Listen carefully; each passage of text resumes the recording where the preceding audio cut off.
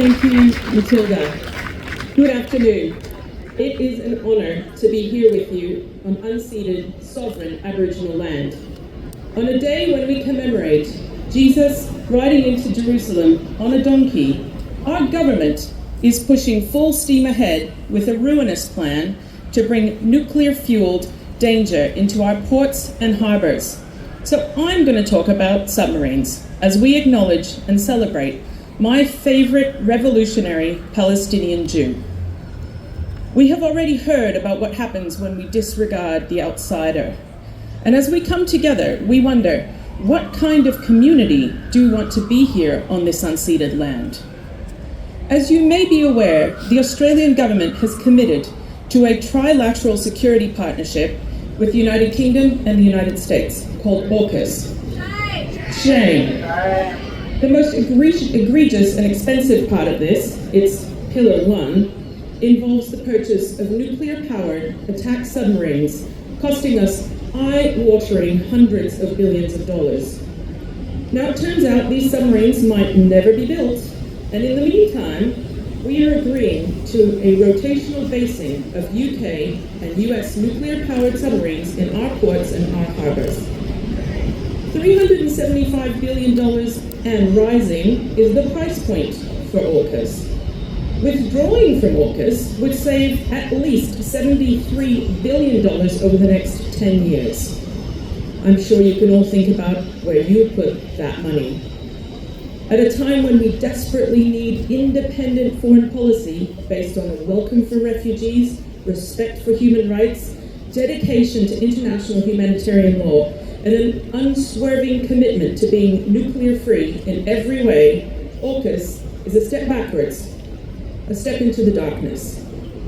At the time of rising costs for basic essentials, a housing crisis, and in the context of the first strike of salaried medical officers in this state since the 90s, not only do governments have better things to spend our collective resources on than nuclear submarines, I believe that spending almost $1 billion already on this terrible deal is insulting to everyday people living in Australia just trying to get by.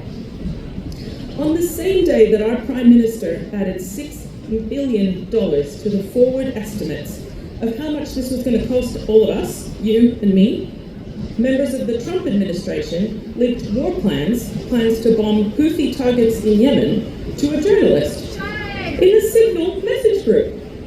Can someone tell me why we are deepening our relationship with so-called partner, which is so unhinged, erratic, and unprofessional in its way of engagement, and so unapologetically evil in its military targeting?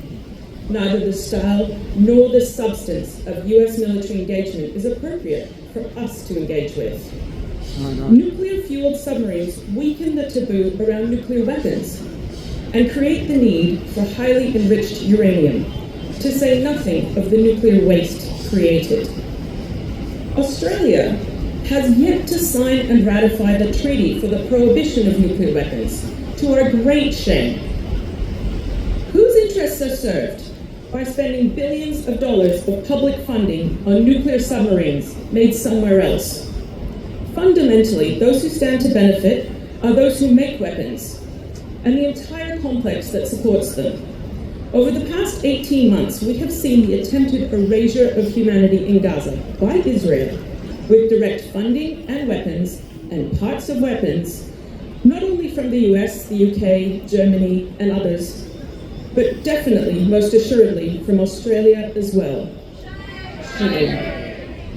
Billions of dollars spent, thousands of lives taken, hospitals destroyed, and both health professionals and journalists directly targeted. We call for healthcare, not warfare, across the board. In this time of toxic uncertainty, thank you.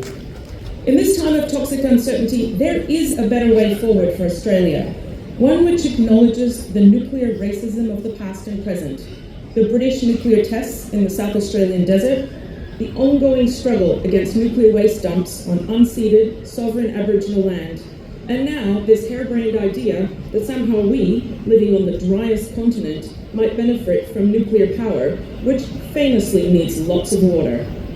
As we come together, let me suggest we build our own pillars for the future, starting with a commitment to an independent foreign policy on the side of humanity. We must sign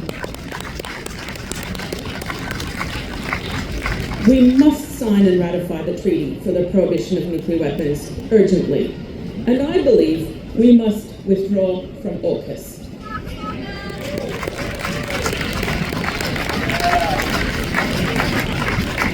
And what will this do? It will free up community resources for what is most important, our collective well-being and that of our planet. We say no to AUKUS. We say no to nuclear weapons, yes to refugees. And on this holy day of Palm Sunday, my heart is with the Christians under siege in Gaza, those fighting for their existence in the West Bank, today and every day. Free Palestine. Thank you.